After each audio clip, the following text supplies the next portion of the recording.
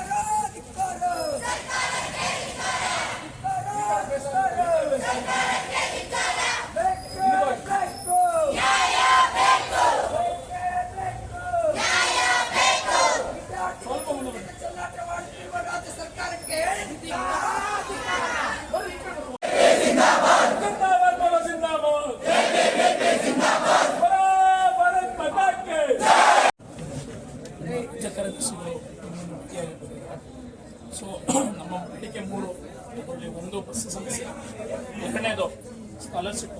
SC/STಗಳಿಗಾಗಿರ್ಬೋದು, OBC ಅವರಿಗೆ ತುಂಬ scholarship ಸಮಸ್ಯೆಗಳು ಬಹಳಷ್ಟು ಇದೆ. ಮೂರನೇದು ಹಾಸ್ಟೆಲ್ ಸಮಸ್ಯೆಗಳು. ಇದು ಮುಂಚೆನೇ ಬಂದಿದೆ, ಸರಿ ನಿಮ್ಮ ಗಮನಕ್ಕೆ ಬಂದಿದೆ, ಆದ್ರೂ ನೀವು ಕಡೆಗಣಿಸದೆ ಇದನ್ನು ತಿರಸ್ಕರಿಸ್ತಾ ಇದ್ದೀರ. ಆದ್ದರಿಂದ ಮುಂದಿನ ದಿನಗಳಲ್ಲಿ ಇನ್ನೂ ಉಗ್ರವಾದ ಪರಿಗಣನೆ ಆಗುತ್ತೆ. ಅದರಿಂದ 3 ಸಮಸ್ಯೆಗಳು ನಿಮ್ಮಲ್ಲಿ ಬೇಡಿಕೆ ಇರುತ್ತದೆ. ತಕ್ಷಣ ಇದಕ್ಕೆ ನೀವು ಸಮಸ್ಯೆಗಳ ಕುರಿತಂತೆ ಏನು ಮೆಮೊರಂಡಮ್ ಕೊಟ್ಟಿದ್ದೀರಾ ಅದನ್ನ ಕೂಡಲೇ ಜಿಲ್ಲಾಧಿಕಾರಿಗಳ ಮುಖಾಂತರ ಮಾನ್ಯ ಸರ್ಕಾರ ಕಳಿಸ್ಕೊಡೋಕೆ ವ್ಯವಸ್ಥೆ ಮಾಡ್ತೀವಿ. Thank you sir. ಎಲ್ರಿಗೂ ನಮಸ್ತೆ. ಅಖಿಲ ಭಾರತೀಯ ವಿದ್ಯಾರ್ಥಿ ಪರಿಷತ್ತು ಚಿಕ್ಕಬಳ್ಳಾಪುರ ಘಟಕ ವತಿಯಿಂದ ಮಾನ್ಯ ತಹಶೀಲ್ದಾರ್ ಅವರ ಕಚೇರಿ ಮುಂಭಾಗದಲ್ಲಿ ಒಂದು ಪ್ರತಿಭಟನೆಯನ್ನು ಮಾಡಿ ವಿದ್ಯಾರ್ಥಿ ಪರಿಷತ್ತು ಒಂದು ನಿಲುವುಗಳನ್ನು ತಹಶೀಲ್ದಾರ್ ಅವರ ಮುಖಾಂತರ ಘನ ಸರ್ಕಾರಕ್ಕೆ ಒಂದು ಮನವಿಯನ್ನು ಸಲ್ಲಿಸಿದೆ. ಇಂದು ರಾಜ್ಯಾದ್ಯಂತ ಮೊನ್ನೆ ವಿದ್ಯಾರ್ಥಿ ಪರಿಷತ್ತು ಹೋರಾಟಕ್ಕೆ ಕರೆಯನ್ನು ಕೊಟ್ಟಿತ್ತು. ಅದೇ ರೀತಿಯಲ್ಲಿ ಈ ದಿನವೂ ಕೂಡ ಹೋರಾಟ ನಡೆದಿದೆ. ಒಂದು ಸ್ಕಾಲರ್ಶಿಪ್ ಸಂಬಂಧಪಟ್ಟಂತೆ ವಿದ್ಯಾರ್ಥಿ ಪರಿಷತ್ತು ಇವತ್ತು ಹೋರಾಟವನ್ನು ಹಮ್ಮಿಕೊಂಡಿತ್ತು. ಒಂದು SSPಯಲ್ಲಿ ಪೋರ್ಟಲ್ನಲ್ಲಿರುವಂಥ ಸಮಸ್ಯೆಗಳು ಮತ್ತು SC/ST ವಿದ್ಯಾರ್ಥಿಗಳಿಗೆ ಅರ್ಧ ಮೊತ್ತದ ಹಣವನ್ನು ಕೊಟ್ಟು ಮತ್ತು OBC ಭಾಗದ ವಿದ್ಯಾರ್ಥಿಗಳಿಗೆ ಯಾವುದೇ ರೀತಿಯ ಹಣವನ್ನು ಕೊಡದೇ ಇರುವಂಥ ಸರ್ಕಾರದ ವಿರುದ್ಧ ಇಂದು ವಿದ್ಯಾರ್ಥಿ ಪರಿಷತ್ತು ಒಂದು ಹೋರಾಟವನ್ನು ಹಮ್ಮಿಕೊಂಡು ಘನ ಸರ್ಕಾರಕ್ಕೆ ಮತ್ತೊಂದು ಅವಕಾಶ, ಒಂದು ಎಚ್ಚರಿಕೆ ಸಂದೇಶವನ್ನು ವಿದ್ಯಾರ್ಥಿ ಪರಿಷತ್ತು ಇಂದು ರವಾನೆಯನ್ನು ಮಾಡಿದೆ.